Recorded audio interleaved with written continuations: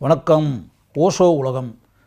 ஓஷோ தன்னுடைய நூலில் Karl Marx கூறிய உயர்ந்த சில வரிகளை கூறியிருக்கிறார். கார்ல் மார்க்ஸ் கூறிய அந்த உயர்ந்த வரிகள் அப்படின்றது என்னென்னா, கார்ல் மார்க்ஸ் தன்னுடைய நூலில் இப்படி எழுதியிருக்காரு. என்ன எழுதியிருக்காரு அப்படின்னா, அதாவது இந்த உலகத்தில் இருக்கக்கூடிய மனிதர்கள் இருக்காங்களே, இந்த மனிதர்களை மதங்கள் விலங்கு, அதாவது கை விலங்குன்றோம்ல, அந்த விலங்குகள் கட்டி வைத்திருக்கின்றன. அந்த கட்டி வச்சிருக்கக்கூடிய அந்த விலங்குகளுக்கு மேலே செயின், அதுக்கு மேலே மலர்களை தூவி வைத்திருக்கின்றன இந்த மதங்கள் ஃபுல்லாகவே. அதாவது நீங்கள் கட்டப்பட்டிருக்கீங்க, செயினால் கட்டப்பட்டு இருக்கிறீர்கள், சங்கிலியால் கட்டப்பட்டிருக்கிறீர்கள், கை விலங்குகளால் கட்டப்பட்டிருக்கிறீர்கள். அதுக்கு மேலே மலர்களை தூவி வைத்திருக்கிறார்கள் மதத்தை சேர்ந்தவர்கள், மத தலைவர்கள், மதத்தின் பீடத்தில் அமர்ந்திருப்பவர்கள். அவங்க எல்லாமே உங்களை கை விலங்குகளால் கட்டிவிட்டு அதற்கு மேல் பூக்களால், புஷ்பங்களால், மலர்களால் உங்களை அப்படியே மூடி வச்சுருக்காங்க. நீங்கள் அந்த விலங்கு இருக்குல்ல, விலங்குக்கு மேலே பூ ஊற்றி வச்சுருக்காங்கன்னா, நீங்கள் அப்படியே அந்த விலங்குல சங்கிலியால் கட்டப்பட்டு நீங்கள் இருக்கீங்க, விலங்கால் மாட்டப்பட்டு நீங்கள் இருக்கீங்க. நீங்கள் அப்படியே இப்போ உங்கள் கையை பார்க்குறீங்க, கையை பார்த்தா கை விலங்கால் மாட்டப்பட்டு இருக்குது. அந்த விலங்கு உங்கள் கண்ணுக்கு தெரியல. அந்த விலங்குக்கு மேலே அந்த கை விலங்கு, அந்த சங்கிலி, செயின், அதுக்கு மேலே தூவப்பட்ட மலர்கள் இருக்குல்ல, அந்த மலர்களை பார்க்குறீங்க. ஃப்ளவர்ஸை மட்டும் பார்க்குறீங்க. ஃப்ளவர்ஸ் பார்க்கும்போது உங்களுக்கு கண்களுக்கு இந்த பூ மட்டும்தான் தெரியுது, மலர்கள் மட்டும்தான் தெரியுது, புஷ்பங்கள் மட்டும்தான் தெரியுது, ஃப்ளவர்ஸ் மட்டும்தான் தெரியுது. அப்போ நீங்கள் என்ன நினைக்கிறீங்கன்னா, மலர்களால் நீங்கள் கட்டப்பட்டு இருப்பதை போல் நீங்கள் நினைக்கிறீர்கள், பூக்களால் நீங்கள் கட்டப்பட்டிருப்பதை போல் நினைக்கிறீர்கள். அதை பூவிலங்குன்னு நினைக்கிறீங்க. அது பூவிலங்கு கிடையாதுங்க. பூ மேலே போட்டிருக்க ஒரு ஆக்சுவலாக லேமினேஷன் அப்படின்றங்கள, அது மேலே ஃபுல்லாக முலாம் பூசப்பட்டு அதுக்கு மேலே முலாம் மாதிரி மேலே போட்டிருக்கு. ஆனால் ஆக்சுவலாக நீ பூ விலங்கு கிடையாது, பூவால் நீங்கள் கட்டப்பட்டிருக்கல, நீங்கள் இரும்பு சங்கிலியால் கட்டப்பட்டிருக்கிறீர்கள். இரும்பு விலங்கு உங்களை அந்த கை விலங்கு உங்களை பிணைச்சிருக்கு.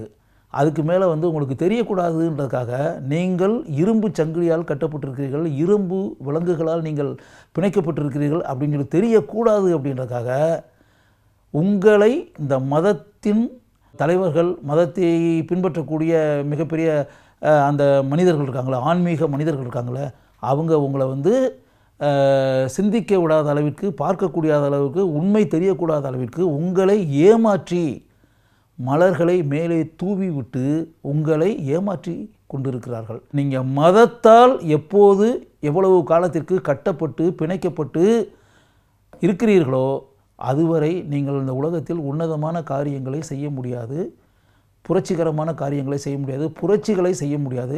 You can't be a revolutionist at any time. எப்போவுமே நீங்கள் புரட்சியாளர்களாக ஆகவே முடியாது, புரட்சிகளை செய்ய முடியாது. புரட்சிகளின் மூலம் உண்டாகக்கூடிய மிகப்பெரிய மாறுதல்களை, மாற்றங்களை உங்களால் வாழ்க்கையில் உண்டாக்கவே முடியாது. ஏன்னா மதங்கள் உங்களை அடிமைகளாக ஆக்கி வைத்திருக்கின்றன.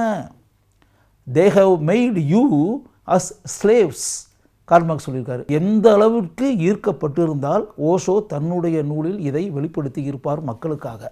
மதம் சில கொள்கைகள், கோட்பாடுகள் இதெல்லாம் வச்சு இப்படி இப்படி நடக்கக்கூடாது, இந்த கிழமை இதை செய்யி, இந்த கிழமையில் இதை பண்ணக்கூடாது, இந்த நேரத்தில் தான் இதை பண்ணணும், இன்னொரு நேரத்தில் இதை பண்ணக்கூடாது, இந்த நேரம் முடிஞ்சாச்சுன்னா அதுக்கு பிறகு வேறு நல்ல நேரமே கிடையாது, இனிமேல் நாளைக்கு தான் நல்ல நேரம், அந்த நாளைக்கு நல்ல நேரம் வர்றப்போ பண்ணு, இந்த நம்பரில் வரக்கூடிய தேதியில் எந்த காரியத்தையும் பண்ணிடாத, இந்த 2 நாளும் நல்ல நாள் கிடையாது, அந்த காரியத்தை எதுவுமே பண்ணாத, இது எல்லாமே இருக்குல்ல.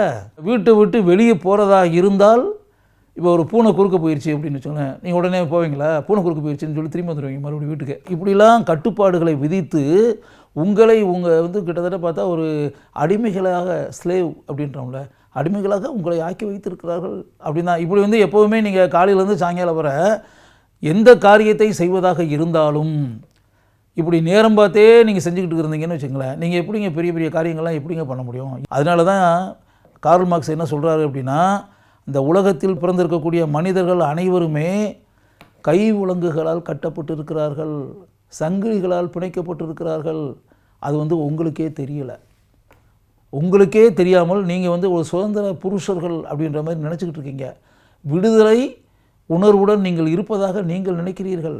நீங்கள் விடுதலை பெற்றுவிட்ட மனிதர்களாக நினைக்கிறீர்கள். நீங்கள் சுதந்திரமாக எதை வேண்டுமானாலும் செய்யலாம் அப்படின்ற மாதிரி அப்படிப்பட்ட நிலையில் இருப்பதாக நீங்கள் நினைத்து கொண்டிருக்கிறீர்கள். மதங்களின் அடிமைகளாக இருக்கலாமா?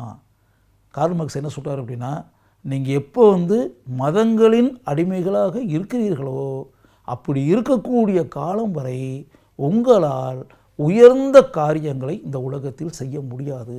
உங்களால் புரட்சிகளை செய்ய முடியாது.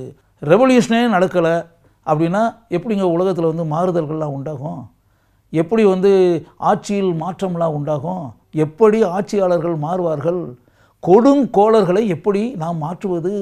இதெல்லாம் ரெவல்யூஷனரி மைண்ட் இருந்தால் தானே உங்களால் பண்ண முடியும். அந்த ரெவல்யூஷனரி மைண்டே, அந்த ரெபல் நேச்சர், எதிர்ப்பு, கொந்தளிப்பு, எழுச்சி அப்படின்றதெல்லாம் ஒன்றுமே இல்லைன்னா உலகத்தில் எப்படி மாற்றங்கள் உண்டாகும்? மனித வாழ்க்கையில் எப்படி மாற்றங்கள் உண்டாகும்? மனிதர்களுடைய வாழ்க்கையில் எப்படி உங்களால் மாறுதல்களை கொண்டு வர முடியும்? சந்தோஷ சூழ்நிலையை உண்டாக்க முடியும்? நீங்கள் மதத்தின் அடிமையாக இருந்தால் உங்களுக்கு எப்படி ரெவல்யூஷனரி மைண்டு, அந்த பிரெயின்லாம் எப்படி வரும்? உங்களால் எப்படி மாறுதல்களை உண்டாக்க முடியும்? மக்களுடைய வாழ்க்கையில் எப்படி எழுச்சியை உண்டாக்க முடியும்? மக்களை எப்படி சந்தோஷ கடலில் மிதக்க வைக்க முடியும்? ஓஷோவை போன்ற ஒரு மேதை இதை வாசித்துவிட்டு எப்படிப்பட்ட உயர்ந்த வார்த்தைகளை கார்ல் மார்க்ஸ் எழுதியிருக்கிறார் அப்படின்றத அவர் உணர்ந்து தன்னுடைய நூலில் இதை குறிப்பிட்டிருக்கிறார். யாருக்காக? நமக்காக, இந்த ப்ரோக்ராம் கேட்டுக்கிட்டு இருக்கக்கூடிய உங்களுக்காக, உலக மக்களுக்காக. ஆழமாக சிந்தியுங்கள். மதத்தின் அடிமைகளாக இருக்காதீர்கள்.